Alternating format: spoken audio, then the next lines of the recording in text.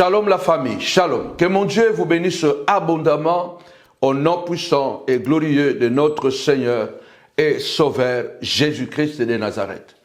Ce soir, nous sommes là afin de partager encore ce moment parce que ce sera un moment récurrent avec vous. Chaque vendredi à 21h, nous aurons ce programme puissant, de live puissant, alléluia, dénommé la guérison par les actes prophétiques.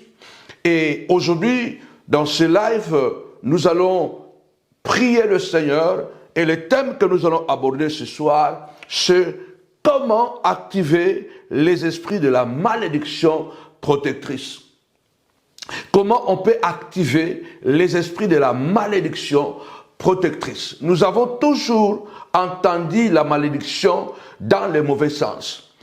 Comme les chrétiens, souvent, nous n'entrons pas dans la profondeur de la parole de Dieu, souvent, nous avons une mauvaise perception de la parole de Dieu. Dès qu'on entend la malédiction, c'est toujours dans un sens négatif. Oui, parce que la malédiction, c'est quelque chose de négatif. Mais c'est aussi une arme que Dieu a toujours utilisée afin de pouvoir sécuriser sa personne, sa divinité. Alléluia. Il est important de comprendre que c'est quoi une malédiction?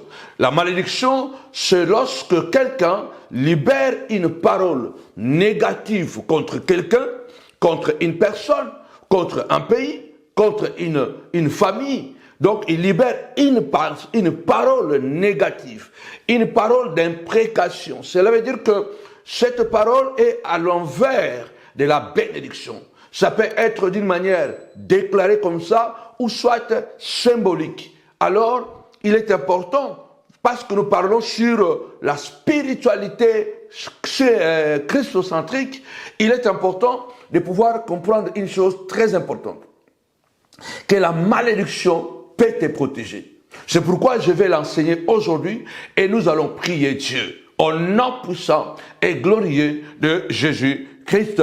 Comment on peut activer les esprits de la malédiction protectrice? Oui, bien-aimés dans le Seigneur, la malédiction peut aussi être protectrice. La malédiction peut être une protection parce que Dieu a toujours sécurisé sa présence à travers la malédiction. N'avez-vous pas remarqué que tout ce qui est sacré est protégé par un interdit?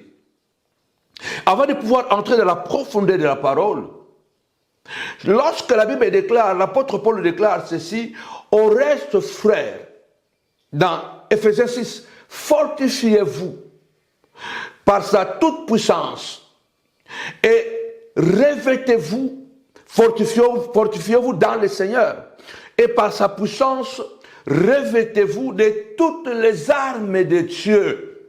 L'apôtre Paul va citer quelques armes, mais il a dit, revêtez-vous de toutes les armes de Dieu, afin de pouvoir résister aux ruses du diable, résister aux malédictions, aux manipulations du diable, aux manipulations de Satan. Il faut revêtir de toutes les armes de Dieu afin de résister contre le ruse du diable. Nous sommes dans un monde des hommes rusés. S'il y a une arme que le diable utilise beaucoup, c'est la ruse. L'apôtre Paul déclare, car pourquoi nous devons prendre toutes les armes? Les prières ou la prière est une arme, mais toutes les prières ne sont pas pareilles. Toutes les armes de Dieu, cela veut dire qu'il y a plusieurs armes de Dieu.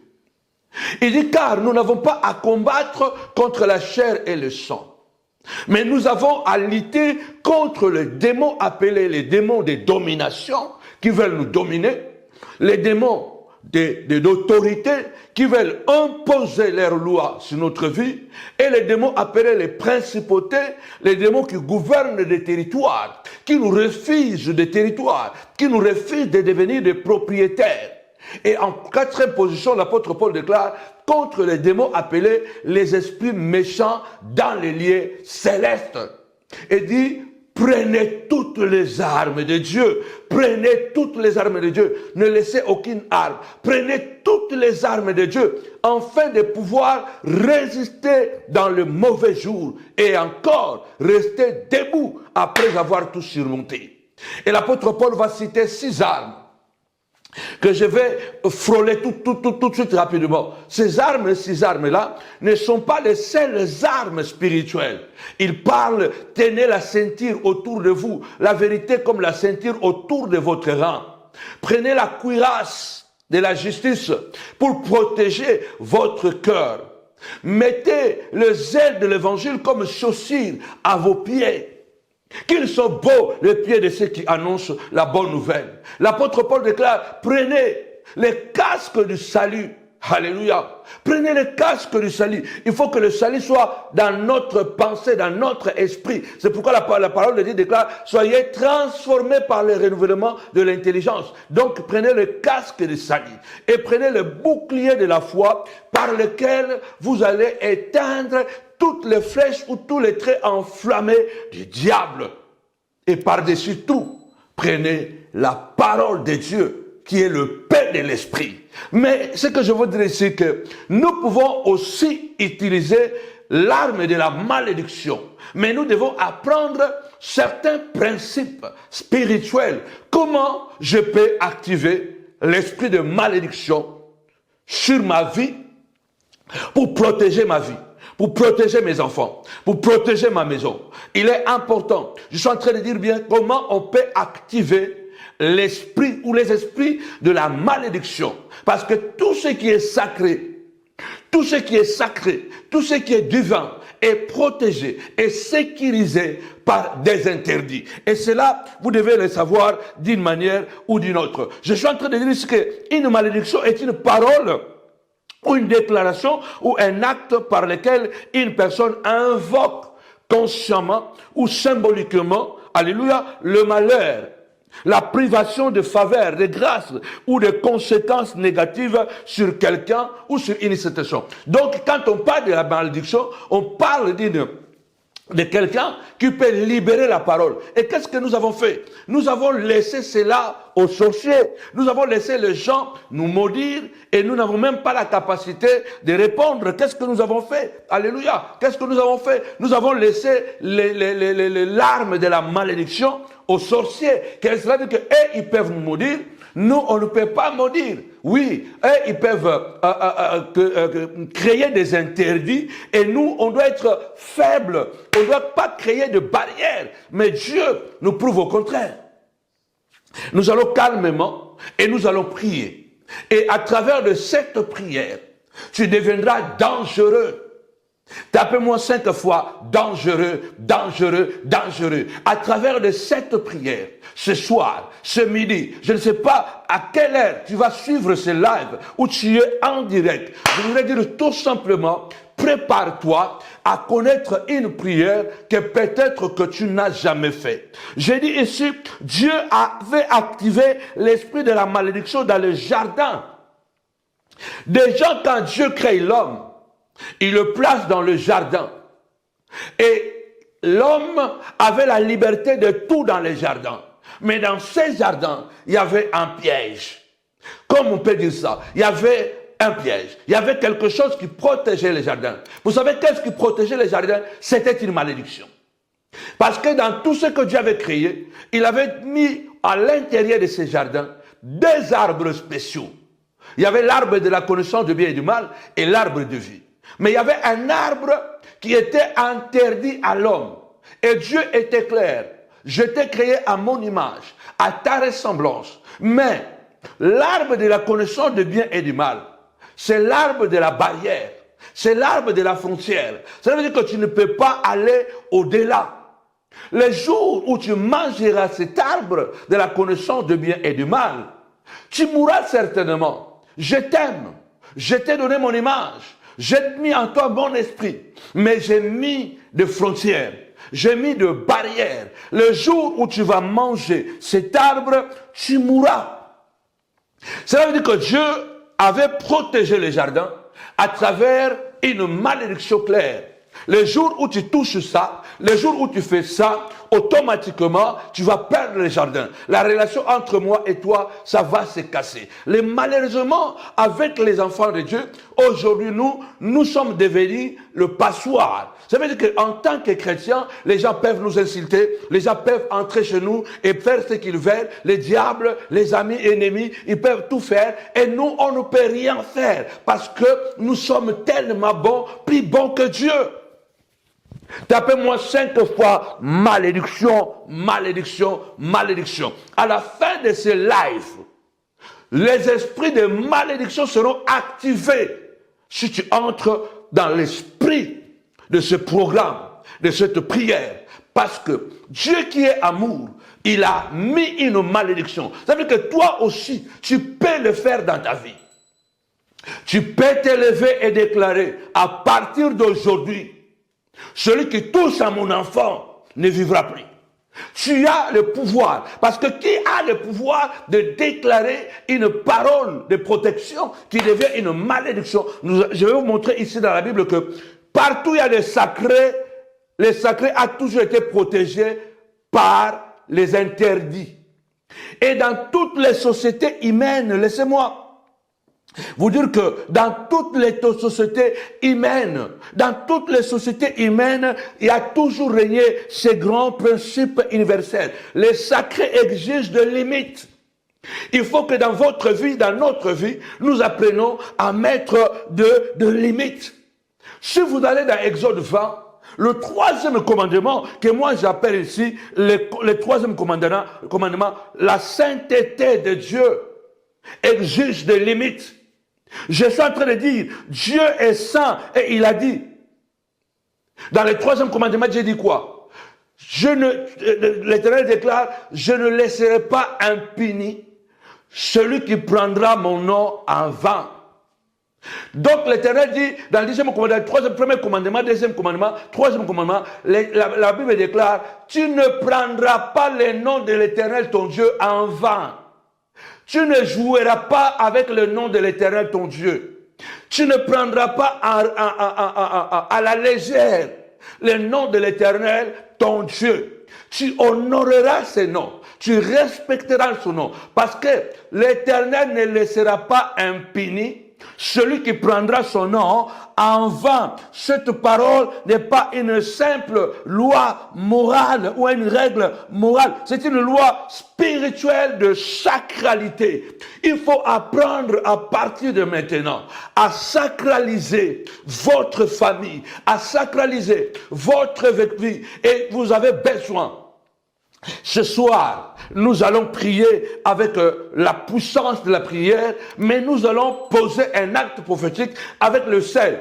Mais sauf que cet acte prophétique avec le sel, moi, je ne vais pas le faire publiquement, parce que la force de Dieu, c'est le secret, c'est le mystère. Je vais faire des prières, je vais vous montrer comment faire. Mais pour l'application du sel, vous devez appeler au téléphone pour recevoir des instructions. Avant de lire, je suis en train de poser de base. Dieu nous a dit, tu ne peux pas prendre mon nom à la légère. Non, c'est un principe de sacralité. Cela veut dire que le sacré exige des limites. J'étais en train de dire que dans toutes les sociétés humaines, anciennes comme modernes, il y a une réalité qui demeure. Ce qui est sacré est toujours protégé par des règles strictes. Est-ce que ta vie est sacrée? Regarde ta maison. Est-ce que ta maison est sacrée? Est-ce que tes enfants sont sacrés? Est-ce que ton mariage est sacré? Dans la réalité, personne ne peut te toucher et rester indemne. Personne ne peut te faire du mal et s'échapper sans rien recevoir. C'est impossible. Ce n'est pas dans la pensée de Dieu. Parce que il y a tout ce qui est sacré. D'abord, tout ce qui est consacré est sacré. Et ce qui est sacré, on ne le touche pas sans conséquence.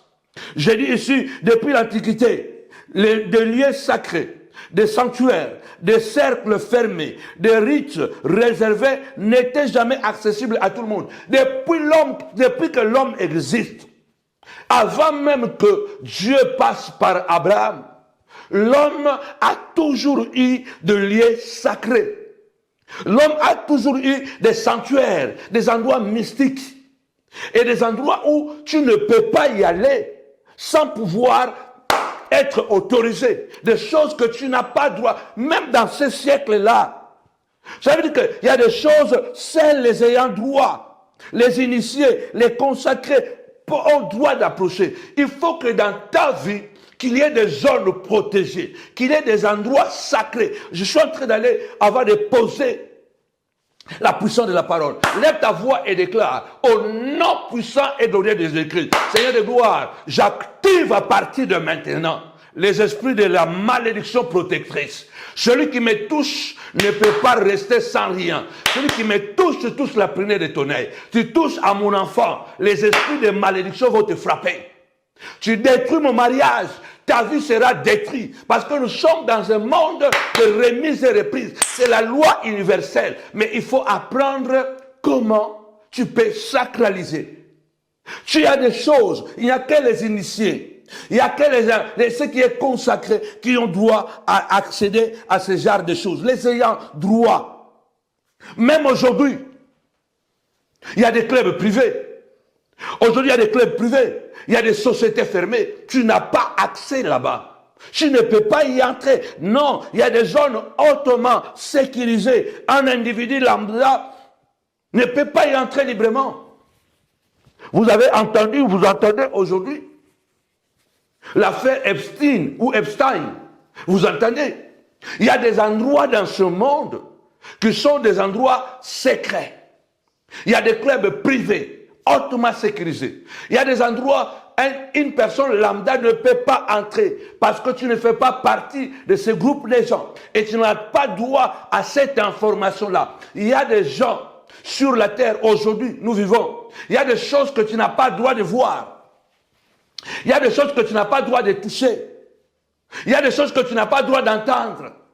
Il y a des gens qui meurent aujourd'hui, tout simplement, malheureusement, il a vu quelque chose qu'il ne devait pas voir. Il a entendu quelque chose qu'il ne devait pas entendre. Il y a des endroits sur cette terre, tu entres là-bas sans autorisation, tu meurs. Sur le plan spirituel, ce n'est même pas parce que cet endroit est contaminé au point de vue scientifique, où il y a les matériels nucléaires, le mot m'échappe. Mais tu entres là-bas, tu sors avec des esprits. Attention, le monde fonctionne toujours ce qui est précieux, ce qui est clé, ce qui est important. Je dis ici qu'il existe des clubs privés ou secrets où un individu lambda n'a pas droit d'y accéder. Pourquoi? Parce que l'accès au sacré ou au stratégique est toujours réglementé. Il y a des endroits où tu ne peux pas entrer. Il y a des endroits où tu ne peux pas accéder. Il y a des endroits où tu ne peux pas entrer sans conséquence. Il y a des choses que tu ne peux pas toucher. Il y a des gens qui sont morts parce que tout simplement, il a volé l'argent de quelqu'un. Tu voles l'argent de quelqu'un, la vie est foutue. Il y a des gens, bien aimés du Seigneur, tu couches avec la femme de quelqu'un, ta vie est foutue. Donc, la vie est faite de sacré, est faite des interdits. Et ça, ce n'est pas le diable qui l'a inventé. Apprenez, je suis en train de dire ici, apprenez à sacraliser vos maisons. Apprenez à sacraliser vos enfants. Tout ce qui est sacré est dangereux. Même ceux qui sont allés pour faire les recherches, pour faire des recherches dans les pyramides de l'Égypte, vous entendez des histoires. Dans nos familles, il y a des endroits, les gens savent, dans nos forêts, il y a des endroits mystiques. Tu entres là-bas, tu ne sors pas indemne. Il y a des endroits secrets, il y a des endroits mystiques, parce que ces endroits-là sont des endroits sacrés. Tout ce qui est sacré est protégé par une malédiction. Tu ne peux pas jouer avec ce qui est sacré. C'est même la manière de faire de Dieu lui-même. Lève ta voix, déclare, Seigneur, je vais consacrer ma maison. Il y a des endroits qu'il faut commencer à consacrer. Consacre ton salon, consacre ta chambre, des endroits où tu as ton intimité. Consacre ta cuisine, consacre ta chambre, consacre ta salle de bain. Il faut consacrer tes enfants. Ça veut dire que tu fais délibérément une cérémonie, délibérément, tu libères la parole en disant au nom puissant et glorieux de Jésus-Christ. Si quelqu'un entre dans ce salon et qu'il veut pratiquer quelque chose, voici le malheur qui va l'accompagner. Au fait, les chrétiens, nous sommes devenus tellement lambda, nous sommes devenus tellement simples et que les démons peuvent se jouer de nous. Dans la logique, tu ne peux pas jouer avec Dieu. Tu ne peux pas entrer dans les choses de Dieu sans autorisation. Tu ne peux pas, il y a des gens, tu ne peux pas entrer dans son salon avec les chaussures. Tu vas te dire seulement, il exagère, mais parce que tu ne connais pas le monde où nous vivons. Le monde est plein des endroits, des malédictions. Il y a des gens qui sortent dehors. Ils sortent dehors. Il envoûte des endroits. Il dit à partir d'aujourd'hui, les 10 premières personnes qui vont passer dans cet espace, je réclame leur santé. Il vient seulement, il dit, voilà, il va verser peut-être du sel, il va verser de l'huile, peut-être il va jeter quelque chose, et bien il libère la parole. Et si quelqu'un, cette personne, il est élevé dans la spiritualité, il peut dire que les 100 premières personnes qui vont passer sur cette autoroute, ils doivent tomber malades.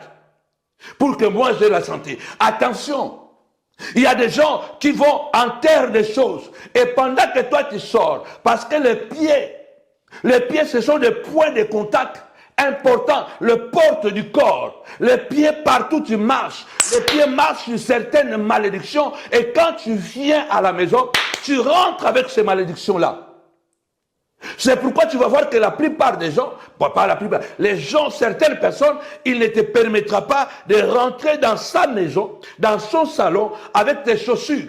Il va te dire que enlève tes chaussures. Enlève tes chaussures, parce que tes chaussures, il se peut qu'on marchait quelque part. On marchait quelque part et ils ont accumulé certaines mauvaises influences, mauvais esprits qui se sont connectés à la parole qui avait été libérée. Et quand tu entres à la maison avec tes chaussures, directement tu entres avec ces esprits-là dans la maison. C'est pourquoi, vous allez voir, dans l'église Kimbangiste, tu ne peux pas entrer avec les chaussures. Quand tu arrives, tu dois enlever les chaussures. Pourquoi? Ils ont pris ça où? Ils ont pris ça dans la Bible. Dans les mosquées. Tu n'entres pas avec les chaussures. Pourquoi? Parce que, au fait, n'importe quel endroit, même un endroit ordinaire, peut devenir extraordinaire. Un endroit simple peut devenir un endroit sacré. Tout dépend de l'esprit que vous avez invoqué pour se procéder cet endroit. Tout dépend de l'esprit. Ils ont pris ça où?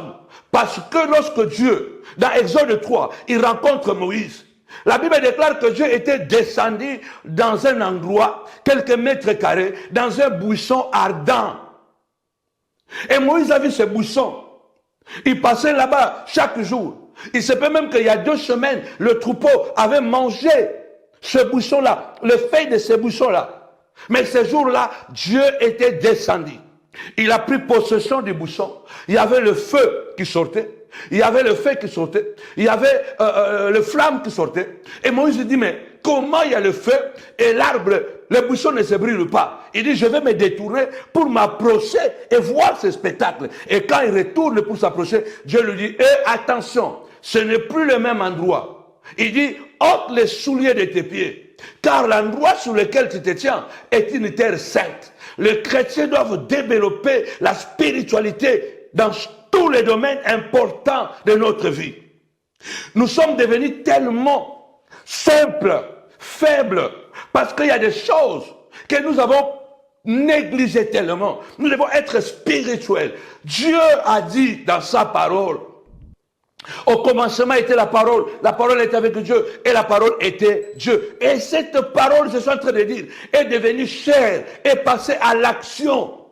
La spiritualité, elle ne s'opère pas seulement à travers la parole. La spiritualité, elle s'opère à travers les actes que nous posons. C'est pourquoi lorsque quelqu'un prononce une malédiction, ou soit il parle, mais il doit poser un acte symbolique, soit il offre un animal, soit il se déshabille, il reste nu.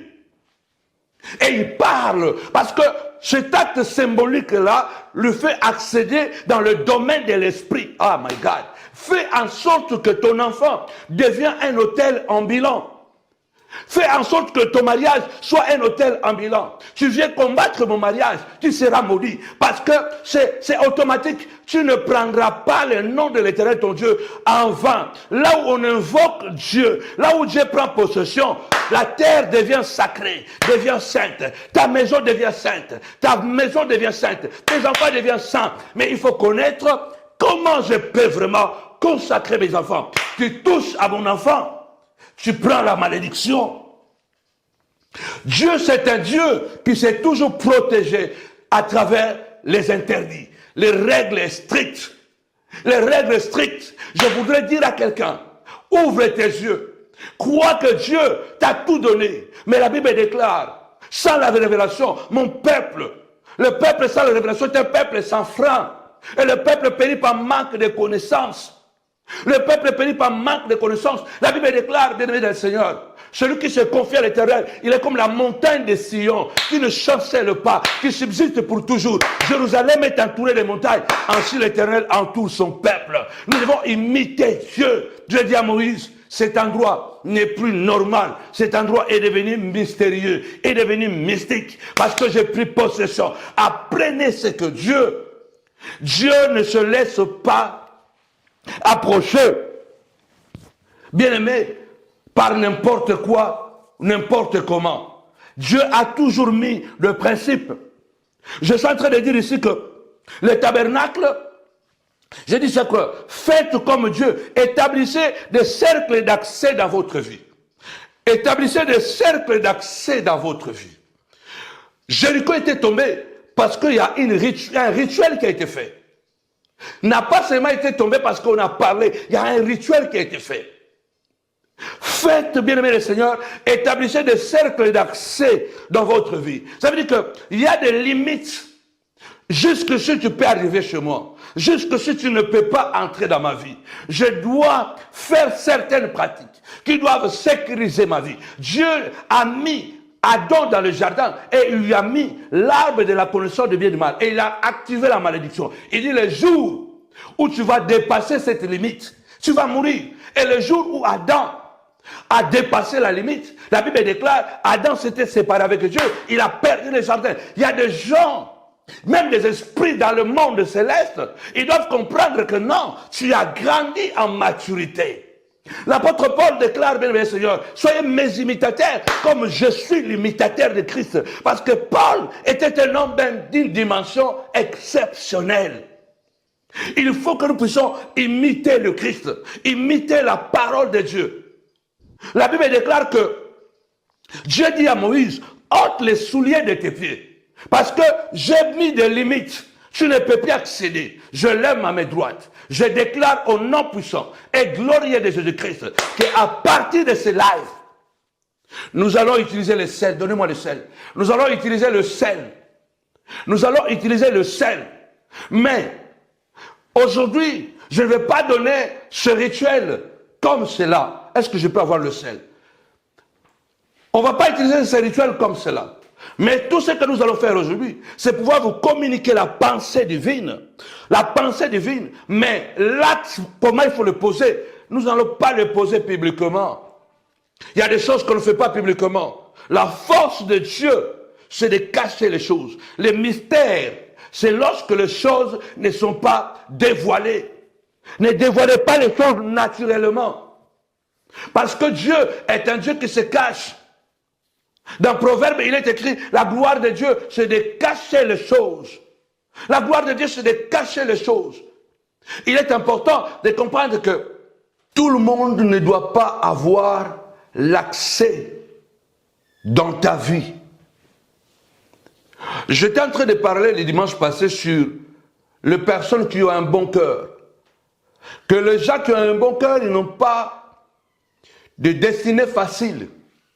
Et la plupart du temps, quand nous devenons chrétiens, Dieu travaille vraiment notre cœur. Pour ceux-là qui sont vraiment convertis, transformés réellement, ils deviennent vraiment des gens bons. Et vous savez, pourquoi les gens bons meurent avant? Parce que la plupart du temps, c'est la Bible même qui dit ça. Vous remarquez dans la Bible, je l'avais dit que le premier cimetière de l'humanité, Le premier cimetière de l'histoire, c'était le cimetière d'Abel, l'homme que Dieu avait agréé, celui qui avait un bon cœur, celui qui ne soupçonnait pas son grand frère Caïn. Parmi les erreurs que beaucoup de chrétiens commettent, et que les méchants ne commettent pas, et que la plupart du temps, les bonnes personnes, ils ne soupçonnent pas. Les gens qui ont un bon cœur, souvent, ils ne soupçonnent pas. Le rêve des gens qui ont un bon cœur, la plupart du temps, parce qu'il faut confiance naturellement. Il faut confiance aux gens naturellement, sans soupçonner. Ça veut dire que, parce que je suis chrétien, j'aime les gens, malheureusement, on le comprend aujourd'hui que pas tout le monde qui s'appelle chrétien qui a un bon cœur. On a des chrétiens sorciers, des pasteurs, des apôtres sataniques, diaboliques, menteurs, manipulateurs, haineux, jaloux. Mais ils ont revêtu l'image d'être des serviteurs de Dieu ou des chrétiens. Mais en réalité, ils ne sont pas des chrétiens. Ils sont extrêmement égoïstes. Quand tu croises quelqu'un qui est extrêmement égoïste, fais attention. Quand tu croises quelqu'un qui ment facilement, fais attention. Le mal de beaucoup de gens qui ont un bon cœur est que nous ne soupçonnons pas. Et quand tu ne soupçonnes pas, la plupart du temps, tu n'as pas de barrière. Tu accueilles tout le monde. Mais Dieu qui est amour, il n'accueille pas tout le monde sans poser des règles. Je dis ici, créer des cercles d'accès, des zones d'interdit, que jusque si tu peux arriver. Si nous regardons dans les tabernacles, parce qu'on n'a pas le temps de lire sur les tabernacles, j'ai un verset que je vais lire avec vous, un chapitre que nous allons lire. Si vous lisez dans les tabernacles, vous regardez les tabernacles de Dieu, c'était un modèle divin de la sainteté. Les tabernacles n'étaient pas seulement un lieu religieux, non. Le tabernacle n'était pas seulement un lieu religieux. Le tabernacle était un espace de sainteté extrême. Le tabernacle, c'était un espace de sainteté extrême. Dieu lui-même avait établi des cercles d'accès, des zones d'accès. Dans les tabernacles, c'est l'image de nos vies. L'apôtre Paul déclare: soyez transformés par le renouvellement de l'intelligence. Soyez transformés par le renouvellement de l'intelligence. Merci papa. Soyez transformés par le renouvellement de l'intelligence. Il a dit, l'apôtre Paul, il dit, marchez avec circonspection, non plus comme des ignorants, mais comme des sages. Malheureusement, les gens qui ont un bon cœur, les gens qui se sont réellement convertis réellement, qui ont vraiment donné leur vie au Seigneur, il y a un côté qu'on ne nous a pas appris, ce côté-là d'être prudent. Le Seigneur, pourtant, il a dit, il a dit, depuis le temps des Jean-Baptiste jusqu'à aujourd'hui, le royaume est pour les violents. Les royaumes forcés, ce sont les violents qui se remparent. Il est temps que celui qui te touche doit être maudit. Il est temps que celui qui t'a insulté là publiquement, il faut que la malédiction soit déclenchée automatiquement. N'attends pas que les gens te fassent du mal. Après, tu commences à prier. Non, tu dois appliquer des prières défensives, mais offensives et défensives. L'apôtre Paul parle de prières offensives et défensives. La plupart des temps, nous voulons défendre, mais nous voulons aussi être offensifs. Tapez-moi 5 fois offensif, offensif, offensif. Devant Bar Jésus, Paul a maudit Bar Jésus. Il a dit, fils du diable, ennemi de tout ce qui est bon, maintenant tu seras maudit. Tu seras aveugle. La Bible déclare, Bar Jésus est devenu aveugle. Parce que Paul déclare, priez pour nous. Parce qu'une grande et large porte nous a été ouverte pour la bonne nouvelle, pour l'avancement du royaume. Mais les ennemis sont nombreux. Il y a des gens qui te barrent la route, qui parlent mal de toi. Les gens qui parlent mal de toi, ils ne doivent pas dormir en paix. Les gens qui parlent mal de toi, les gens qui te persécutent, ils ne doivent pas dormir en paix. Tu ne peux pas toucher le nid d'abeilles, le miel, sans que les abeilles réagissent. C'est naturel, c'est naturel. Dieu avait mis l'arbre de la connaissance de bien et de mal. Il pouvait dire que même si je suis absent, même s'il n'a jamais été absent, mais je ne vais pas courir derrière toi à tout moment. Mais j'ai mis quelque chose, c'est une limite, tu ne peux pas le franchir.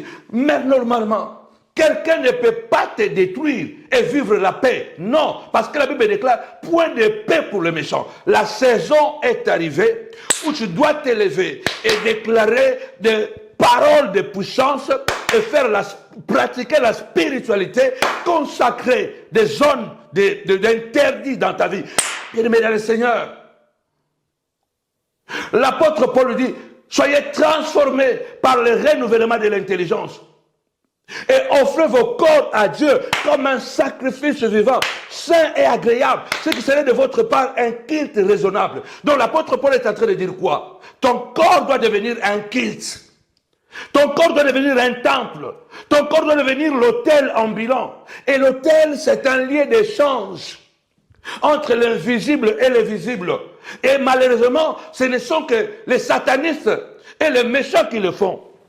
Tu ne peux pas toucher quelque chose d'un marabout et tu restes tranquille. Non, parce qu'il a déjà ensorcelé, il a déjà envoûté son argent, ses objets, sa marchandise. Quand il touche ça, ce n'est pas son problème, c'est les esprits qui vont s'en charger.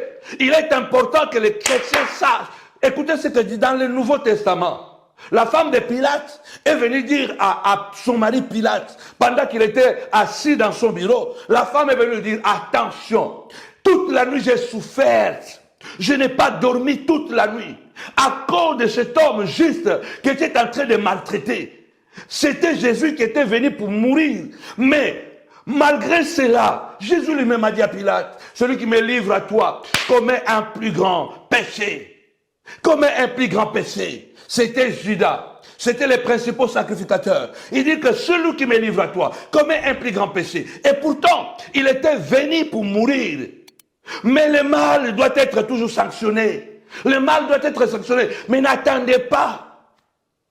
Il dit, malheur à celui par qui le Fils de l'homme souffrira. Mieux serait pour lui de ne pas naître. Il faut que ton corps devienne un temple, un autel ambulant. Ça veut dire que tu marches avec les anges. Et tous les anges ne sont pas pareils. Auprès de Dieu, il y a des anges violents. L'ange qui avait tué les premiers-nés en Égypte, ce n'était pas un ange de Satan. C'était l'ange de Dieu. La Bible déclare, il devait faire un rituel, mettre le sang sur les linteaux. Et l'ange, quand il arrivait, il voyait le sang, il passait outre. C'est ce que nous allons faire aujourd'hui. À travers la prière du sel, tu vas te mettre devant ta porte principale et tu vas faire une prière. Mais sauf que je ne peux pas te démontrer tout ça comme ça parce que après ça va partir dans tous les sens. Il y a des choses que on fait seulement dans les secrets. Soit tu pries seulement devant ta porte, tu peux prendre le sel, tu fais ce que le Saint-Esprit va te montrer de faire, mais que tu l'utilises parce que l'homme de Dieu a libéré cette parole. Mais si tu veux aller dans la profondeur pour avoir des instructions, alors appelle sur ce numéro WhatsApp, on va te dire comment tu vas l'utiliser. On ne peut pas te toucher. Et la personne qui t'a fait du mal, il dort, il ronfle. Non. Tu dois t'élever et dire, celui qui m'a détruit, il sera détruit. Celui qui m'a insulté publiquement, il sera insulté publiquement. Celui-là qui m'a détruit dans le secret, il sera détruit. Il faut consacrer ta maison. Dieu avait érigé le tabernacle, mais le tabernacle était un lieu dangereux. Ce n'était pas un simple lieu de culte religieux, non. C'était un lieu de mort et de vie. Dans les tabernacles, c'était des endroits accès interdits. Tu arrivais dans les parvis était pour tout le monde. Ceux qui venaient pour demander pardon, ils s'arrêtaient au parvis. Ils n'avaient pas le droit de s'approcher au tabernacle, non. Ils s'arrêtaient dans le parvis. Il va égorger son mouton. Il demande pardon, il rentre à la maison. Mais le lieu saint, à l'intérieur du temple, le lieu saint, ce n'est pas tout le monde qui entre là-bas. Ce n'est que le sacrificateur qui entrait là-bas. Et pas tous les sacrificateurs. Il fallait tirer au sort pour entrer dans le tabernacle. Et quand tu entrais là-bas, à la porte, il y avait la cuve de rein. Tu devais te laver les mains, tu devais te laver le pied, tu devais te laver le visage. C'est ce que vous voyez. Et jusqu'aujourd'hui, les musulmans font, et beaucoup d'autres pratiquent aussi. Ce sont des rituels. Donc Dieu avait dit, quand tu entres dans ma présence, on ne rentre pas sans règles. Tu dois respecter les règles. Et puis, dans le lieu saint, tu t'arrêtais là. Tu allumais toi-même. Tu renouvelais les bougies, n'est-ce pas? Pardon, tu renouvelais l'huile qui était sur les chandeliers. Tu renouvelais l'huile. Il y avait le pain de proposition. Tu changeais le pain de proposition. Mais le lieu très saint, il y avait des mystères là-bas. Dans le lieu très saint, il y avait une caisse appelée l'arche de l'alliance. C'était une caisse fabriquée avec de bois, d'acacia. On l'a embelli de l'or. Mais à l'intérieur de cette caisse, il y avait des objets. Il y avait la manne. Il y avait la verge d'Aaron qui avait fleuri. Il y avait les 10 tables de la loi, les 10 commandements qui étaient cachés. Mais dans le lieu très saint, sauf les souverains sacrificateurs, pas n'importe qui, pas les sacrificateurs, pas tous les fils d'Aaron. Non, les souverains sacrificateurs uniquement avaient le droit d'accéder dans cet endroit-là et une fois par année. S'il vous plaît, pas tout le temps, pas chaque 2 mois, pas chaque 6 mois, une fois par année. Une fois par année, il avait le droit d'y accéder. Et quand il accédait à l'intérieur, sur sa robe, il y avait des clochettes. On l'attachait une corde au pied quand il entrait là-bas, parce que le souverain sacrificateur qui entre dans le lieu très saint, s'il n'est pas en harmonie avec Dieu, on le tuait sur place. Il mourait sur place. Et quand il mourait, personne ne pouvait entrer à l'intérieur là-bas. Il fallait le pousser par la corde. Parce qu'à l'intérieur là-bas, il y avait des mystiques. Quand le souverain sacrificateur entrait à l'intérieur de lieu saint, ce n'est plus le chandelier qui allumait la lumière là-bas. Il y avait une lumière surnaturelle.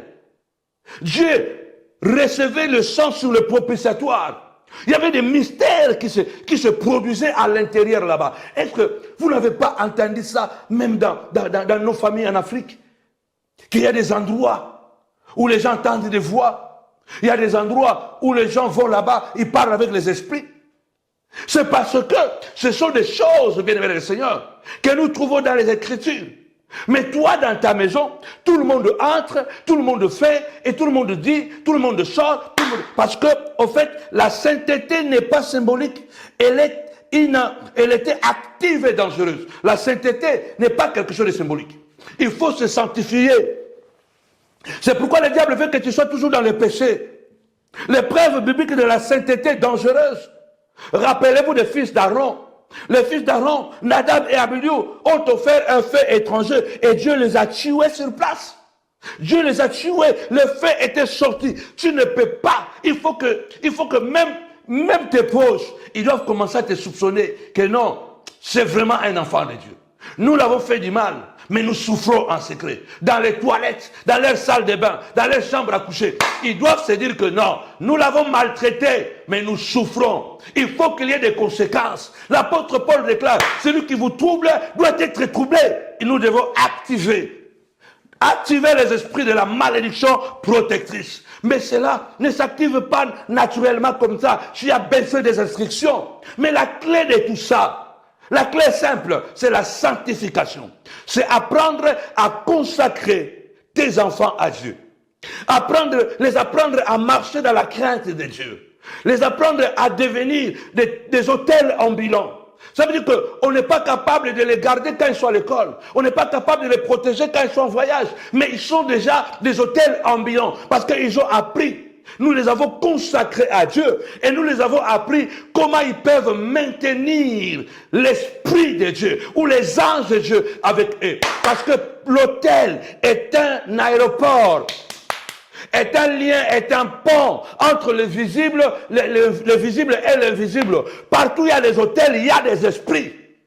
Partout on consacre. L'apôtre Paul est clair. Il dit, il ne faut pas penser que lorsque nous les chrétiens invoquons Dieu, il n'y a que Dieu qui répond. Non. Mais lorsque aussi les hommes de ce monde, les hommes de ce monde invoquent le diable agit aussi. Parce que le diable aussi, il est le Dieu de ce monde. Il est le prince de ce monde. Mais Satan a dit, le prince de ce monde, il vient, mais il n'a rien à moi. Paul déclare, ce qu'on consacre aux démons est en communion avec les démons. Si vous consacrez vos enfants à Satan, vos enfants seront en communion avec Satan. Si vous consacrez vos enfants à Dieu, vos enfants seront en contact en communion avec Dieu, avec les anges. Parce que la Bible déclare, l'ange de l'Éternel campe tout autour de nous. De ceux qui les craignent pour les arracher du danger. Nous devons activer ce mécanisme des anges. Nous devons activer, je vais parler sur le mystère des anges, ou les ministères des anges. Paul déclare, l'ange auquel j'appartiens m'est apparu et il m'a rassuré, Paul, la tempête ne te tuera pas. Parce que tu as été consacré à Dieu. Parce que tu as donné ta vie au Seigneur. Tu t'es consacré à Dieu. Paul disait, de ma vie, je ne fais plus aucun cas. Comme si elle m'était précieuse. Pourvu que je remplisse avec joie la course qui m'a été proposée. Paul, tu vas arriver à Rome. La tempête ne te tuera pas. Bien-aimé, une fois que tu vas apprendre le secret de que ton corps devient un temple, un hôtel ambulant. Une fois que tu vas apprendre à créer des zones de protection, des zones sensibles dans ta maison, des zones sensibles dans ta maison, des zones de culte dans ta maison. Ça veut dire que même si quelqu'un vient chez toi à la maison, s'il n'est pas bon, quand il sort, il tombe malade. Quand il sort, parce que, en fait, le mécanisme est déjà là. Quand tu entres dans une zone contaminée, quand tu entres dans cette zone-là, si tu n'es pas protégé, tu seras contaminé. Tu seras contaminé. Donc, il est important qu'en tant qu'enfant de Dieu, nous apprenons. D'abord, la clé de tout, apprenons à consacrer, à protéger, à consacrer nos vies. Josué dit, moi et ma maison, nous servirons l'Éternel. Il parle pas seulement de maison comme maison, il parle d'un territoire. Un territoire sécurisé, un jardin d'Éden. Ça veut dire que dans le jardin d'Éden, si tu manges l'arbre de la connaissance du bien et du mal, tu quittes le jardin. Si tu viens dans le jardin et que tu provoques la confusion dans le jardin, serpent, tu seras maudit. Tu vas perdre la mobilité. Ça veut dire que tu déclares des choses, tu honores et tu vis par rapport à ça.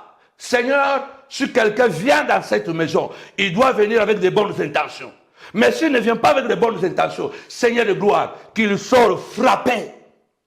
Que l'ange auquel j'appartiens, les anges de guerre, soient mobilisés et restent permanents dans ma maison. Dieu honore la parole de ses enfants, de ses serviteurs. Dieu honore la parole. Dit Seigneur de gloire, que les anges restent permanents sur mon enfant. Je l'ai consacré à Dieu. J'ai éduqué mon enfant d'avoir une certaine attitude. Et chaque fois que le mal, ou les collègues méchants, ou la sorcellerie ambiante qui circule partout, va s'approcher de ton enfant, quelque chose va se déclencher. Nous allons lire la parole rapidement. Tapez-moi 5 fois, malédiction protectrice. Malédiction protectrice. Personne ne doit te toucher et rester indemne.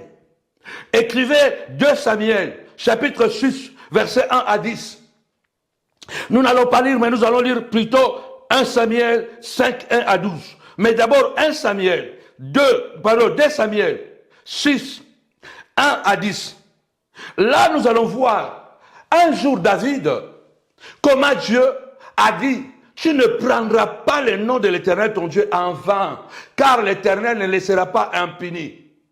Ne laissera pas impuni celui qui prendra son nom en vain. La Bible déclare, un jour, David, devenu roi, prospère, il va construire une tente pour récupérer l'arche de Dieu. L'arche c'était quoi? Était une caisse. Et dans chaque nation, dans chaque peuple de l'Antiquité, ils avaient des sanctuaires. Ils avaient des rituels. Où il n'y a que les initiés qui avaient droit d'entrer là-bas. Où il n'y avait que les ayants droit. Même dans notre société aujourd'hui, il y a des endroits où tu ne peux pas y accéder. Il y a des clubs fermés. Tu ne peux pas arriver là-bas. Et si tu entres là-bas, quel que soit ton niveau, tu dois te soumettre aux règles. Est-ce que l'affaire Epstein ne vous apprend rien? Quand tu étais chez Epstein, vous devez comprendre que si tu es président, ou si tu es Bill Gates, ou tu es quoi, tu es sa proie. Tu es dans un environnement que lui, il contrôle. Il y a des clubs aujourd'hui qui ne peuvent pas entrer là-bas, bien dans le Seigneur, sans payer un quota. Tu dois payer un quota, tu entres là-bas, il y a des règles. Ces sociétés fonctionnent jusqu'aujourd'hui. Je répète encore, il y a des choses que tu n'as pas le droit d'entendre aujourd'hui. Ta vie est foutue.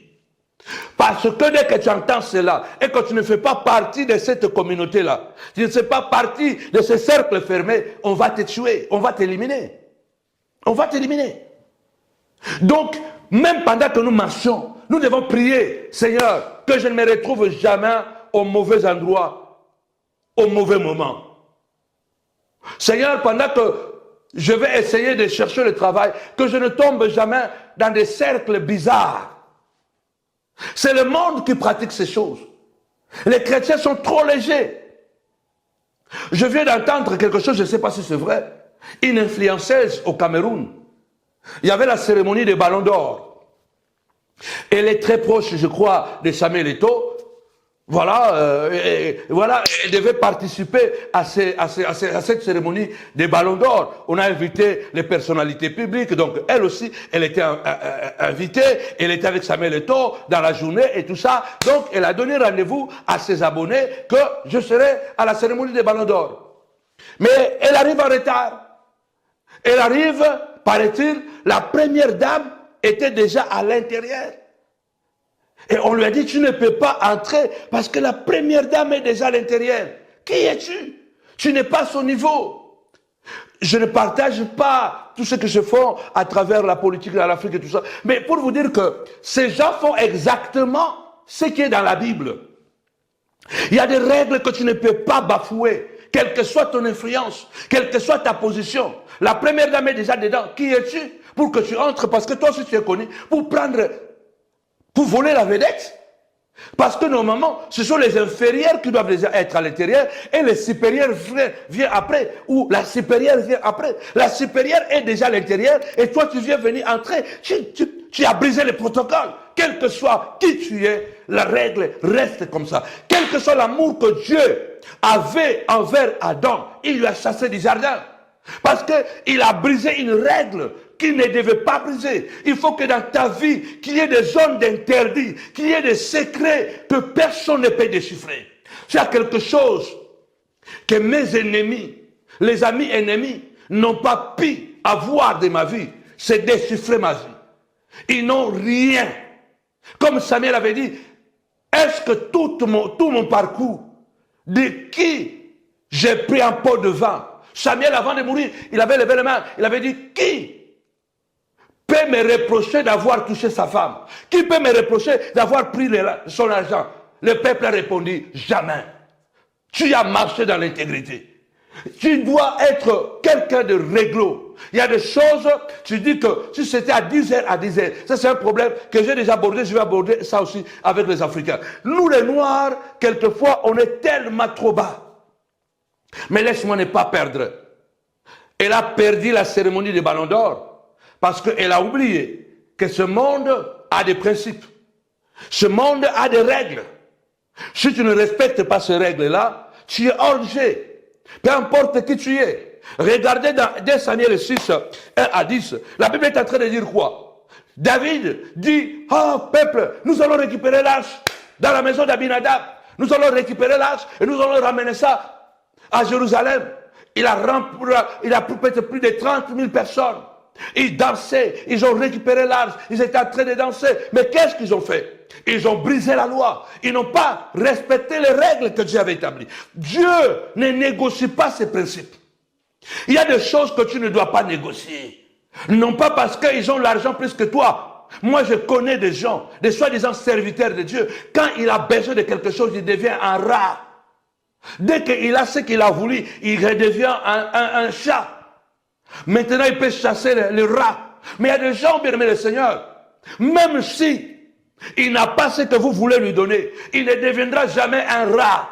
Il reste un lion, il reste l'aigle. Il y a des principes qu'on ne voit pas. Les gens qui ne sont pas capables de se prendre en charge quelquefois, je vais parler ça demain. Ils deviennent des manipulateurs. Ils deviennent des menteurs. Parce que ce sont des gens qui n'ont pas la force eux-mêmes d'aller de l'avant. Ça, j'en parlerai demain. Parce que je suis en train de parler sur la force du pouvoir de donner. Alors la Bible déclare ils ont mis l'arche de l'Éternel sur le bœuf. Ils ont mis l'arche sur un char neuf. Donc ils ont mis l'arche sur quelque chose qui, en fait, Dieu avait dit que l'arche devait être transportée sur les épaules. Pas n'importe qui, sur les épaules de sacrificateurs. Ça veut dire que c'est noir sur blanc. C'est le sacrificateur qui doit déplacer l'arche. La Bible dit que David a ignoré ces règles. Mais Dieu n'a pas ignoré ces règles. Et pendant qu'ils sont en train de danser, de louer, Dieu siège au milieu des louanges. On peut adorer Dieu, on peut prier Dieu. Mais si nous sommes hors de son cadre légal, Dieu n'est pas dans cette louange. C'est sa malédiction qui est dans ça. La Bible déclare, bien aimé dans le Seigneur, il y a toujours la malédiction et la bénédiction. Dieu a toujours dit, je mets devant toi la vie et la mort, le bien et le mal. Dans la présence de Dieu, il y a deux choses. Dans ta vie aussi, il doit y avoir des choses. Dans la présence de Dieu, il y a l'amour, il y a la colère. Dans la présence de Dieu, il y a le bien, il y a aussi le mal. Dans la présence de Dieu, il y a la vie, il y a la mort. On le voit dans la vie de Nadab et Abihu. On le voit dans la vie de Uza. Uza a été victime d'un dérèglement, de l'euphorie de David, l'euphorie de la grandeur. David a été moralement, c'est lui qui a tué, qui a fait tuer Uza.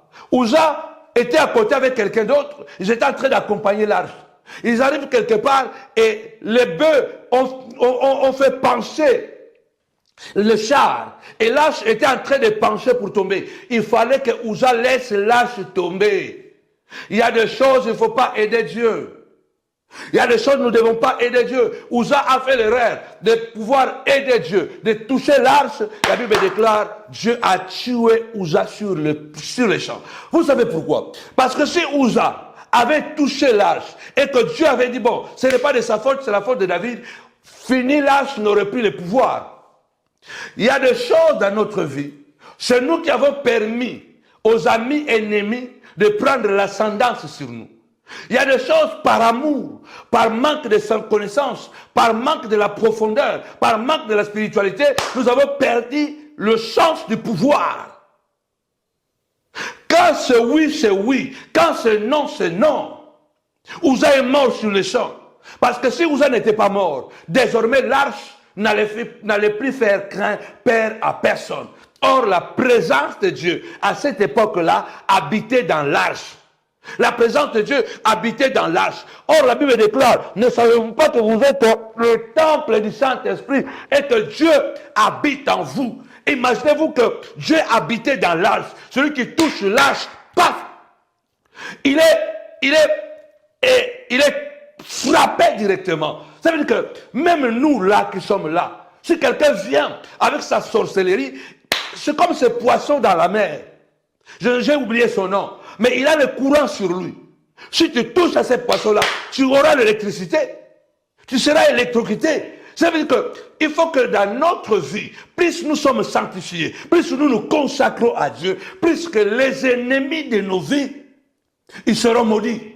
J'arrive pour prier. Bien-aimé dans le Seigneur, je vais plus vraiment prolonger parce que je vais revenir, je crois que la semaine prochaine, nous allons reprendre cet enseignement et cette prière, comment nous pouvons activer la malédiction protectrice. Dans 1 Samuel 5, 1 à 12, on nous parle de l'arche qui a été prise par les Philistins. Là, un bois, une caisse, que tu peux voir comme ça, tu prends, tu peux jeter. Ils ont pris l'arche. Les Philistins ont pris l'arche, ils l'ont amené chez eux. Et ils ont mis, quand ils ont pris l'arche, il n'y avait aucune réaction. En quelque sorte, Dieu s'est laissé faire. On a pris l'arche, on a mené l'arche chez Dagon dans leur temple. Le matin, ils ont trouvé que Dagon était décapité. Dagon avait perdu ses membres, ses pieds, sa tête. C'est la colonne qui était restée. Je vais courir. Un objet, c'était une caisse. C'était un objet, ce n'était pas un objet extraordinaire, c'était un objet normal quand tu le regardes comme ça. Mais c'était un objet sacré. C'était un objet porteur d'une influence spirituelle divine. Il y a des gens, bien aimés, tu voles seulement ses lunettes. Tu voles seulement ses lunettes. Tu as vendu ta vie. Il y a des gens qui volent seulement sa pochette. Parce qu'au fait, il a tout consacré aux démons. Il a tout consacré aux esprits. Apprenez à vivre comme Dieu. La Bible déclare que Dagon était tombé, coupé en deux. Quand ils sont venus, ils ont dit, mais c'est pas normal. Et quelques temps après, les hémorroïdes ont commencé à sortir depuis le prince jusqu'à la population. Il y avait aussi une plaie de rats. Il y avait des rats dans le pays. Il y avait des hémorroïdes dans le pays. C'est un objet qui a détruit un autre objet. Ça veut dire que c'était la guerre de pouvoir. Parce que Dagon représentait aussi le pouvoir des Philistins, représentait l'esprit de pouvoir des Philistins. Et Dieu a dit, je me donne la mission d'aller là-bas à l'intérieur afin de combattre Dagon à l'intérieur. Et il y avait des hémorroïdes.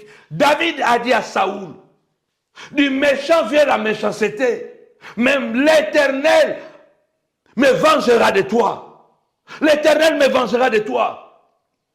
Personne n'a le droit de te toucher et rester, bien-aimé, sans souffrir. Non, quand quelqu'un te touche, bien-aimé dans le Seigneur, il faut qu'il sente qu'il a touché là où on ne touche pas. Il a touché là où on ne touche pas. Dagon était humilié. Tes ennemis doivent être humiliés quand ils viennent avec leur méchanceté, avec les envoûtements dans ta maison. Devant l'arche, Dagon était tombé. Le territoire était frappé. Leur système était bouleversé. Il faut que les personnes qui t'attaquent, ils doivent recevoir dans leur vie, my God. Ils doivent être touchés. Ils ne doivent pas être en paix. D'ailleurs, quand ils te voient, ils doivent se sentir vraiment étouffés. Tapez-moi 5 fois. Étouffé, étouffé, étouffé. Parce que la sainteté de Dieu n'est pas décorative. Elle est opérationnelle. Quand vous êtes sanctifié pour Dieu, ce n'est pas un décor. Ce n'est pas un décor. Dis avec moi, je ne suis pas un décor. Mes enfants ne sont pas un décor. Ils sont des esprits. Ils sont des autels ambulants. Au nom puissant et glorieux de Jésus-Christ. Mon ministère n'est pas un décor. Toute personne qui touche à mes enfants, ce n'est pas un décor. Il sera bouleversé, il sera frappé au nom puissant de Jésus-Christ parce que j'ai activé par la consécration les anges têtus, les anges violents. Moïse a dit, puisque la main a été levée devant le trône de Dieu, il y aura guerre de l'Éternel contre Amalek de génération en génération. Quand vous activez les malédictions protectrices, vous pouvez dormir tranquillement. Bien-aimés, ce sont des pièges. Toute personne qui vient, il sera frappé. Il a fallu l'intervention. Il a fallu l'intervention de leurs devins pour leur dire qu'ils ont dit comment nous allons faire, comment nous pouvons nous débarrasser. Je vais revenir sur ça le vendredi prochain peut-être. Comment nous pouvons nous débarrasser, nous séparer de l'arche. On ne sait plus parce que les gens commencent à mourir. Les gens commencent à tomber malades. Les hémorroïdes, les rats. Il faut que les gens, alléluia. La Bible déclare celui qui vous touche, touche la prunelle de son œil. Ils étaient très peu nombreux. Très peu nombreux. Ils étaient errants d'un pays à un autre. Mais la Bible déclare, il a dit, ne touchez pas à mes oies. Ne faites pas de mal à mes prophètes.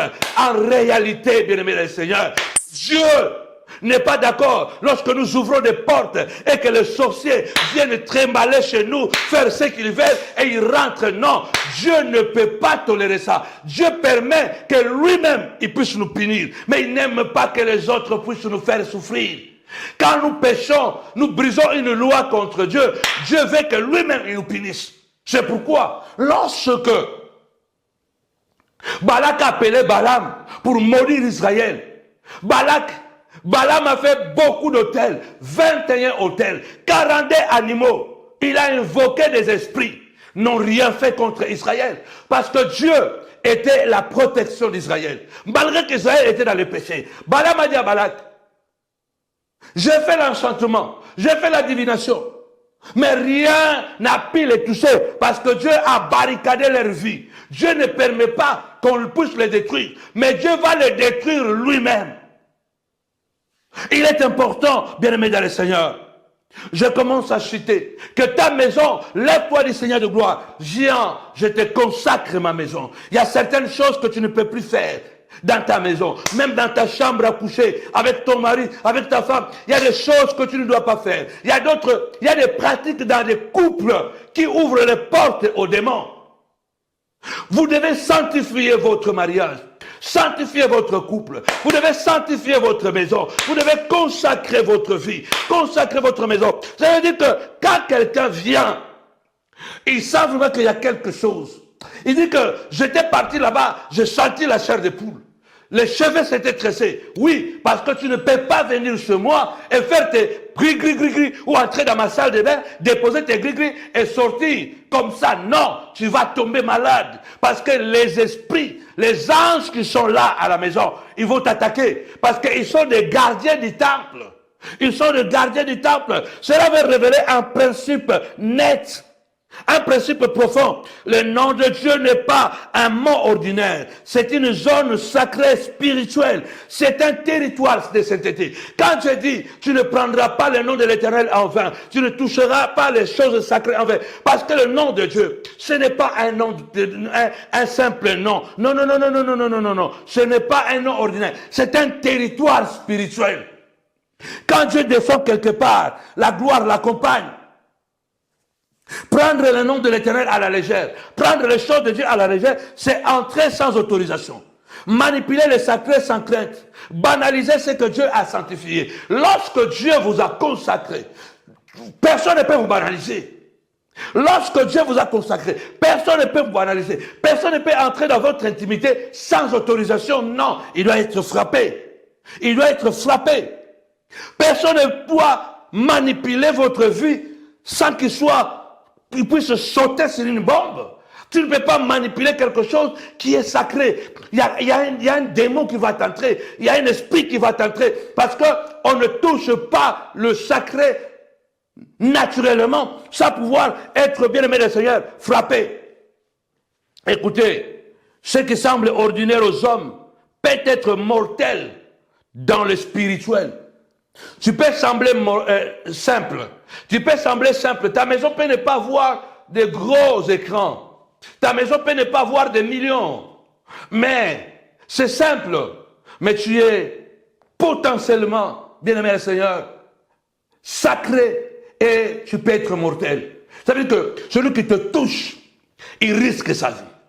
Il faut qu'à partir d'aujourd'hui, tu te lèves et te dis, Seigneur de gloire, je suis faible, mais aux yeux des hommes, je suis faible, mais au point de vue spirituel, je suis mortel spirituellement. Celui qui me touche a des conséquences. Le problème n'est pas seulement ce que tu dis, mais devant qui tu le dis. Il y a des gens qui parlent de nous comme ils le veulent, quand ils le veulent. Non, Dieu a dit, c'est interdit de parler de moi n'importe comment. Aujourd'hui, les gens, pour avoir des vies, ils vont dénigrer ton nom. Ils vont parler de toi matin, midi, soir. Mais sans conséquence. Ce n'est pas normal. Tu ne peux pas parler de mal de quelque chose qui est sacré et rester impuni. Non, tu dois être puni. Je déclare, lève-toi, commence à prier avec moi. Seigneur, c'est lui qui me touche. Que la malédiction le touche. Devant Goliath, David n'a pas fermé la bouche. David a déclaré au nom puissant de Jésus-Christ, déclare cela. David a dit, comme Goliath a vu David. David était en train de courir. Goliath était en train de marcher. Il était sûr de tuer David. Et il a commencé à maudire David. La Bible dit que Goliath, pendant 40 jours, il a menacé tout Israël, y compris Saoul. Mais quand David est arrivé, il a bien regardé dans le spirituel, il dit, mais moi je suis circoncis. J'ai un Dieu grand dans ma vie. Comment cet homme peut nous humilier comme ça? David dit, je vais aller me battre contre lui. Je vais le tuer. Quand Goliath, qui a menacé tout le monde pendant 40 jours, il a vu le courage de ce garçon. Goliath est entré dans une nouvelle dimension. Tapez-moi 5 fois dimension. Changez les dimensions de vos combats. Changez les dimensions de vos combats chrétiens. Il y a des sorciers qui sont entrés dans les églises. Il y a des sorciers qui prêchent l'évangile. La Bible dit, vous les reconnaîtrez à travers leurs œuvres. Vous allez les reconnaître à travers le mensonge, à travers des scandales à répétition. Vous allez les reconnaître à travers l'impudicité chronique. Vous allez les reconnaître à travers la manipulation, à travers les mensonges chroniques. Tout serviteur de Dieu, manipulateur chronique, menteur chronique, scandale chronique, ça veut dire qu'il y a un point d'interrogation. Goliath a changé le combat. Et quand Goliath a changé le combat, David aussi a changé le niveau de combat. David a dit, toi tu me maudis. David a dit aussi, tu marches contre moi avec les lances et les javelots. Mais moi je marche contre toi. Au nom de l'Éternel des armées, le Dieu d'Israël que tu as insulté. Aujourd'hui je vais couper ta tête. Je vais donner ta chair aux oiseaux du ciel. Lève ta voix, déclare que la malédiction soit activée. À partir de maintenant, que ma maison soit tabernacle. Que ma maison soit tabernacle. Que Dieu y habite. Là où Dieu habite, tu ne peux pas entrer comme tu veux, sortir comme tu veux. Là où la gloire de Dieu est assise. Même s'il n'y a pas de chaise. Mais parce qu'il y a la gloire de Dieu, ça devient dangereux. Spirituellement, ça devient mortel. Il y a la malédiction qui est accompagnée, qui sécurise tes enfants. Au nom puissant et glorieux de Jésus-Christ. Aujourd'hui, tu vas te mettre devant la porte principale de ta maison. Tu vas te mettre parce que toute la semaine, nous avons utilisé l'huile. À travers l'huile, nous avons scellé nos portes. La Bible déclare, Dieu avait dit, mettez le sang sur les linteaux. L'esprit de mort, l'ange de mort va passer, il va voir. Il y a un signe. Tu ne peux pas entrer là-bas. C'est pourquoi je vous ai dit la semaine passée que nous allons prier. Pendant 7 jours, nous allons mettre de l'huile sur les portes. Mais pour les sels, faites ce que Dieu vous oriente de le faire. Pour ceux qui veulent des instructions plus approfondies, vous pouvez appeler au téléphone. On va vous donner les orientations. Je voudrais clôturer ici. Lève ta voix, déclare, Seigneur de gloire, celui qui me touche la prunelle de ton œil. Celui qui me touche la prunelle de ton œil. Au nom puissant et glorieux de Jésus-Christ. À partir d'aujourd'hui, ma chambre est consacrée. Ma toilette est consacrée. Ma salle de bain est consacrée. My God, mon salon est consacré. Ma cuisine est consacrée. Au nom puissant et glorieux de Jésus-Christ. Je mets des règles, des normes spirituelles. Au nom de Jésus-Christ. Car Adonai, personne, Seigneur de gloire, ne peut entrer en contact avec toi comme il veut, quand il veut. Tu es un Dieu de principe. Tu as dit, Seigneur de gloire, personne ne peut voir le Père sans passer par le Fils. Et personne ne peut voir. Personne ne peut passer par le Père sans passer par le Fils. Jésus a dit, alléluia, tous ceux qui viennent à moi, c'est le Père qui les attire. Tu ne peux pas voir le Père sans passer par le Fils. Tu dois mettre des règles. Tu dois mettre des limites. Je voudrais dire à quelqu'un, c'est déjà la semaine prochaine. Le samedi prochain, c'est déjà notre grande convention Femmes de valeur. 8e édition. Le samedi 14, à partir de 17h. Et le dimanche 15 mars, à partir de 10h. Soyez nombreux. La Bible dit, l'homme ne donne que ce qu'il a. Viens avec tes enfants. Nous allons prier pour tes enfants. Viens avec votre mari. Viens avec ton mari, pardon. Viens avec tes enfants. Viens avec ta femme. Accompagne ta femme. Nous allons faire des prières spécifiques pour les familles. L'homme ne peut donner que ce qu'il a. Par la grâce de Dieu, toutes ces années, malgré les combats, nous sommes la preuve que nous pouvons avoir des familles stables. Malgré les vents et marées, malgré les défis, nous pouvons avoir des familles ordonnées, des enfants stables, un mari stable, une femme stable, une spiritualité stable. Alors ce samedi et dimanche prochain, 14 et le 15, ne manquez pas. Ça sera un moment de prière, un moment de gloire. Le thème de cette convention, femme, lève-toi et sois éclairée. Femme, c'est ta saison, c'est à toi de t'élever, pardon, et de communiquer la vie à ta maison. Sois la Déborah, sois Anne de ta maison. Car le temps est venu d'activer l'esprit de malédiction. Que celui qui te touche soit frappé au nom puissant et glorieux de Jésus-Christ. Un principe spirituel strict que je voudrais clôturer ici. Ce que tu honores attire la présence divine. Ce que tu banalises perd sa force et son pouvoir. Ce que tu honores devient fort. Ce que tu banalises perd sa force perd sa puissance, son pouvoir. Si tu banalises ta maison sera banalisée. N'importe quel esprit vient et fait ce qu'il veut parce que ta maison est devenue même massée et même bien sécurisée. Ne banalise pas tes enfants, ne banalise pas ton mariage, ne banalise pas ta santé, ta vie. Dieu se cache dans la sacralité. Dieu se cache dans la sacralité. Je suis en train de dire ici la cérémonie du sel devant la porte principale. Mais il faut appeler pour recevoir les instructions. Le secret est la clé de la force et de la réussite des actes spirituels. Le secret est la clé et la force de réussite des actes spirituels. Tout ce qui est dévoilé n'a plus de force. C'est pourquoi il y a certaines choses. Tu ne peux pas parler de ça. Au moins, dans ma maison, j'ai fait ça. Non.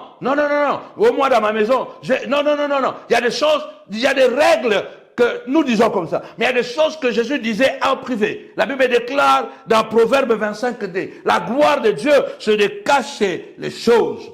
La gloire de Dieu, c'est de cacher les choses. Je déclare au nom puissant et glorieux de Jésus-Christ que ta vie soit consacrée, que tes enfants deviennent des autels ambulants, que ton corps devienne le temple de Dieu, consacré à Dieu, que celui qui te touche, qu'il entre en contact avec les esprits, qu'il soit confondu au nom puissant et glorieux de Jésus-Christ. Je termine pour vous annoncer aussi, avant de prier pour ton sel, il y aura une veillée spirituellement dangereuse. On l'a reçu, c'est la veillée équinoxe de printemps. Le ciel est une horloge divine. Le ciel, c'est la montre divine. Le ciel détermine les saisons, les temps. Alors, le samedi 21 mars et le dimanche 22 mars, ça sera l'équinoxe de printemps. Et nous aurons une veillée d'intimité avec Dieu. C'est une veillée sur mesure. Les places sont limitées. Je voudrais dire à quelqu'un, samedi 21 mars, à partir de 22h, jusqu'au dimanche 22 mars, à 4h du matin, le ciel sera ouvert. Parce que je vous dis que le ciel est une horloge divine. Et l'équinoxe est un moment clé dans la gestion de temps et de saisons. L'équinoxe est un moment clé dans la gestion de temps et de saisons. Quand on parle de l'équinoxe, on parle de lorsque le soleil arrive sur l'équateur spirituel. C'est lorsque le soleil arrive sur l'équateur, il y a quelque chose qui se bouleverse. On appelle ça, les astronomes appellent ça le retour mystérieux de la vie. C'est le retour de la vie. C'est la fin de l'hiver et le retour du printemps. Ça veut dire que c'est la résurrection de ceux qui étaient morts. Alors, inscrivez-vous. Pourquoi? Parce que dans cette occasion, nous entrerons dans une veillée tellement hautement prophétique, spéciale, pour aligner spirituellement, pour s'aligner spirituellement avec les cycles que Dieu a établis dans la création. Le programme est spécial pour chaque participant. Ce programme sera très spécial pour chaque participant. Je vais faire un lavage de pieds avec l'onction d'huile. Un moment prophétique personnalisé pour chacun. C'est pourquoi il faut qu'il y ait des inscriptions. Les inscriptions sont obligatoires. Les places sont très limitées. Ceux qui comprennent le temps se positionnent. Ceux qui se positionnent entrent dans leur saison. Réservez déjà de maintenant, parce que les places sont très limitées. Ce sera un moment spirituellement, hautement spirituel. Je vais faire un service prophétique personnalisé. Alors, s'il y a beaucoup trop de monde, je ne pourrai pas donner du temps à chacun des participants. C'est pourquoi il était obligatoire de vous enregistrer. Je ferai un service de lavage de pieds avec l'onction d'huile. Il y a d'autres choses que nous allons faire dans cette veillée. Bien aimé, ça se passe seulement dans la veillée. Comme je suis en train de dire. Il y a des choses qu'on fait publiquement. Il y a des choses qu'on ne fait que dans le secret. Et la force de ce que tu fais est dans les secrets. Parce que tout ce qui est dévoilé, tout ce qui est banalisé n'a plus d'impact. Alors enregistrez-vous à cette veillée d'équinoxe. Parce que ça sera le retour de la résurrection de ce que le diable a assassiné dans votre vie. Le soleil se retrouve encore sur l'équateur de votre destinée. Le soleil se retrouve pour mettre fin à l'hiver, pour donner maintenant, alléluia, à la nature une nouvelle vie, un nouvel élan. Alors cette veillée, c'est la première fois que nous allons faire cette veillée. Nous allons vraiment entrer dans cette logique. La Bible déclare, la nature ne vous enseigne pas. On ne veut pas adorer ça. Mais nous voulons profiter de cette occasion d'équinoxe, de pouvoir s'aligner avec la nature. Là, c'est la nature. Et nous croyons que la puissance de Dieu va s'opérer, va se manifester. Ce n'est pas ce soleil qui va nous bénir, mais le soleil levant, le Christ de Dieu. La Bible dit au temps marqué. Donc, nous voulons nous aligner seulement en profitant de ce moment d'équinoxe. Puisque c'est samedi 22, ça sera l'équinoxe. Nous voulons profiter de ce temps d'équinoxe. Faire notre veillée à ce temps-là. Mais nous croyons à la puissance de Dieu. Puisque c'est Dieu qui a placé cette horloge dans le ciel. Nous voulons profiter. Parce qu'il a dit, au temps marqué, j'étais exaucé. Les places sont très limitées. Parce que c'est une veillée hautement symbolique et prophétique. Je vais donner du temps à tous ces participants. Alors, il n'y a pas beaucoup de places. Rapidement, inscrivez-vous. Et puis, vous serez contactés pour vous dire comment les choses vont se dérouler. Que mon Dieu vous bénisse abondamment au nom puissant et glorieux de Jésus-Christ. Chaque vendredi, nous serons avec vous, bien-aimés dans le Seigneur, à 21h. Nous serons avec vous et nous aurons toujours un thème puissant. Alexandre le forgeron m'a fait beaucoup de mal, a dit Paul. Que le Seigneur le rende selon ses œuvres. Celui qui te maudit, tu le maudis. Tu ne te venges pas, mais tu as le droit de dire, Seigneur, venge-moi de mes adversaires. Comme la veuve est allée demander la vengeance, venge-moi de mes adversaires. Alors, je déclare, au nom puissant et glorieux de Jésus-Christ, prends ton sel, je vais clôturer. Père, au nom puissant de Jésus-Christ. Élisée a pris le sel et il a versé dans les eaux de Jéricho. La mort était arrêtée. La stérilité était arrêtée. Au nom puissant et glorieux de Jésus-Christ.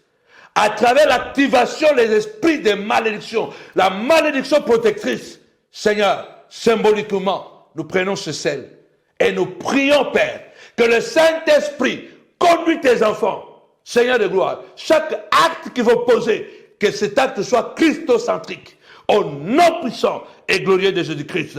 Amen. Que mon Dieu te bénisse abondamment, au nom puissant et glorieux de Jésus-Christ.